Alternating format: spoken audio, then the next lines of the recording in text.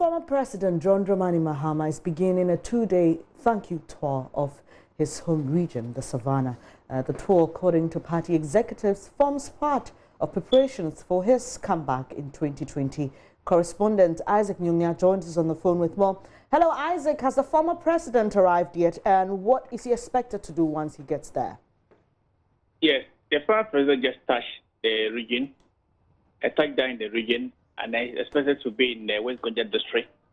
When he moves here, he will go straight to the Jagbura Palace, where he will meet with the king, and then before he moves to move the party executives, then he will start his day with the Zarbanga community, where he's going to hand over ultramodern the party office to the executive over there before he moves to Sola, then to Bole. He will end the day at Bole and then begin the second day with North Gonja, which is Daboya, then to Bupe, the Central Gonja, and then wrap up somewhere around the Impaha Junction there, or Damago Junction. Isaac, are you able to tell us what exactly he's thanking the people for? Yes, this tour has to do with the people coming together to elect him to represent them once again in the 2020 election polls, and then also to thank them for keeping with him despite the difficult times that he has gone through. You remember, this is his home region. He's coming to, at least more or less a homecoming, and to appreciate the efforts that the people have put together with him over the years. And so how are residents reacting to his visit? Obviously, the party faithfuls here are very enthusiastic. They are putting things in place. I will speak. Some have gathered at the Lawrence station. Drivers are ready to meet him. And the party people are also gathered at the town park where the ceremony will take place. At the King Palace, preparations are put in place for the visit of the former president. Also, you know, yesterday we had there was a press conference by the opposition MPP who were in the way welcoming him and then reminding him of certain things that he felt he allegedly couldn't do when he was in power.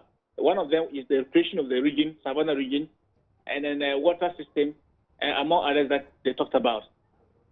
Thank you very much, Isaac Nyunya there from the Savannah region. We'll be keeping our eyes there as former President John Dramani Mahama embarks on what he calls a thank you tour for 2 days. Now, the NDC's Abra Asebu Kwamankese parliamentary candidate-elect Felix Kwatiofosu is my guest today. He will join us over the phone, and the primaries are over. He's one of the new faces who will be representing the party in Parliament if he wins the 2020 election against the governing MPP's candidate for the area. We'll be talking to him basically on the impact he's made, and he joins us now. Thank you very much for your time, Mr. Kwatiofosu. Thanks for having me. All right, first off, let me start by congratulating you and find out from you, has it always been a dream of yours to be an MP?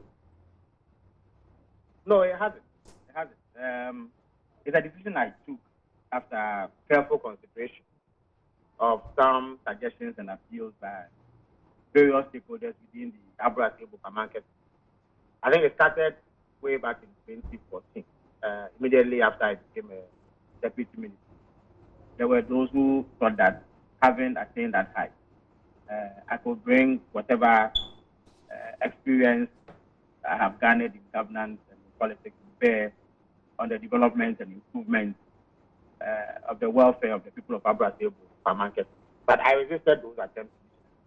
But after the 2016 elections, the call intensified, and there were those who thought that I was best placed to wrestle the seat from them. So I gave it a lot more consideration, and I came to the conclusion that, well, I hail from them.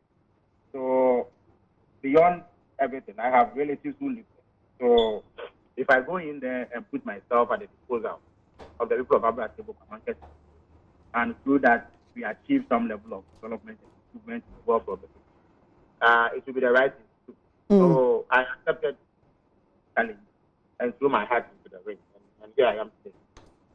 Indeed, your constituency is a very interesting one. I say that because in 2016, during the elections, then candidate John Mahama had 49.04% of votes there, as against now President Akufo-Addo, who was then candidate, 47.83%. But the parliamentary candidate of the NPP, Elvis Morris Donko, won with 50.65%. This is what we call a skirt and blouse situation. Yes, We have, as it is now, the incumbent is NPP, but the NDC won majority of the presidential election. Going into 2020 with this knowledge and background, what are your expectations? Well, I expect that we will take the seat from the NPP. Now, if you go a bit back into history, you will find that out of 6 elections held in that constituency, the NDC have stood for. Exactly. It should tell you that traditionally it is an NDC. In fact, 2 occasions that the NPP has held it has been the result of internal disagreements within the NDC. In 2016, for instance, we were unable to resolve the lingering effects of disagreement that arose out of primaries held in 2016. What it is that our sitting MP at the time, Honorable that lost the primary, and there were those who thought that he had not been fairly treated, and so it created some form of division. We were unable to resolve that going into the election. So you find that whereas people were still willing to vote for President Mahama, there was some hesitation in voting for our parliamentary candidate at the time, Professor Samuel Kweku Hayford.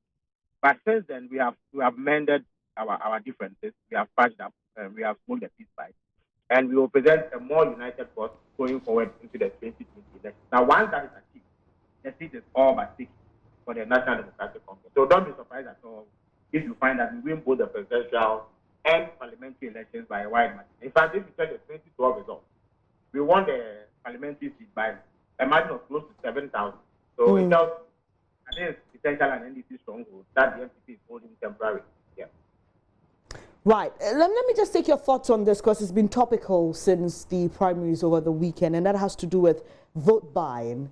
And there are many who've shared their thoughts about it. Some say meeting the needs of your constituents doesn't amount to vote buying. There are others who say that, well, it's something that we have engaged in. Maybe we are not defining what vote buying is or should be in our space of politics. What are your thoughts on that?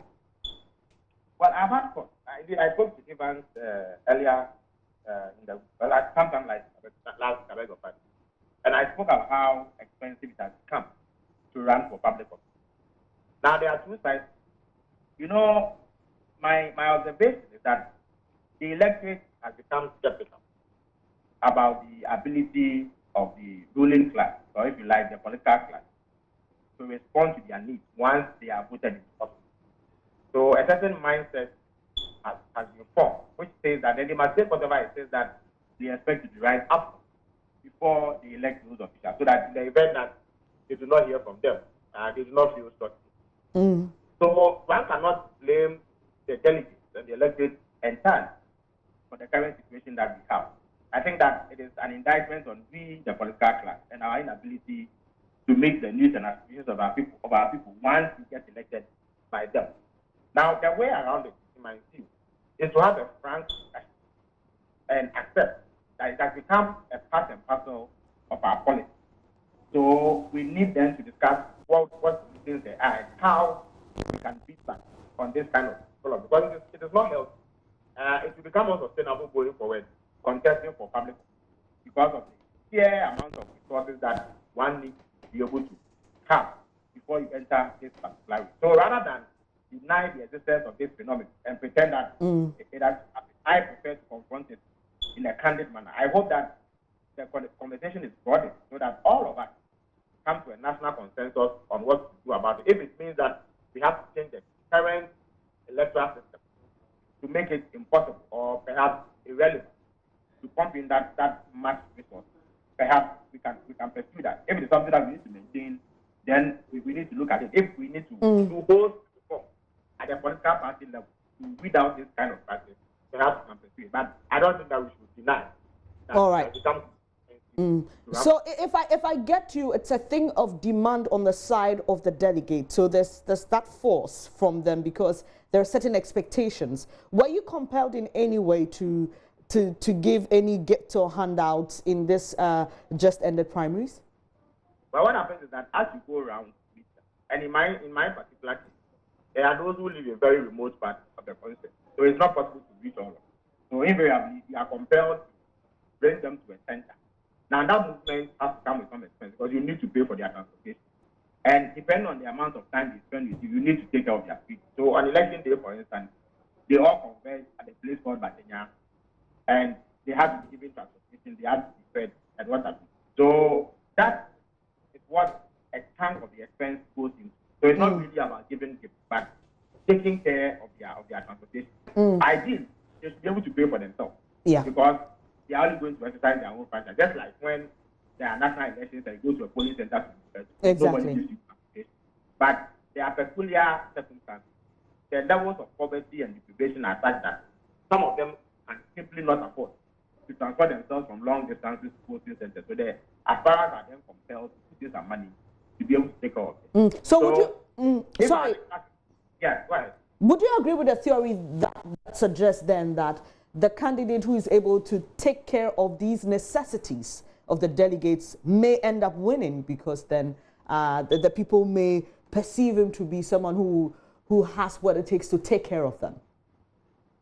Well, I mean, that is not entirely up to it. The truth is that it plays a significant role, but it is not the only thing that delegates consider. Of course, if you are in a position and you are going into a national election, delegates would want to see if the candidate is resourceful enough to mobilize whatever resources will be needed to contest the main election. So they will look at how you relate to them and what sort of expenses you are able to bear, even in the internal context. And they make a decision as to whether or not they should give you the nod so that you'll be able to mobilize the resources to compete in the national election. But ultimately, they look at other qualities like competence and your ability to represent them and drive development to the constituency. So it's a mixed bag, but one cannot entirely rule out the role that resources play in this kind of activity. Yeah.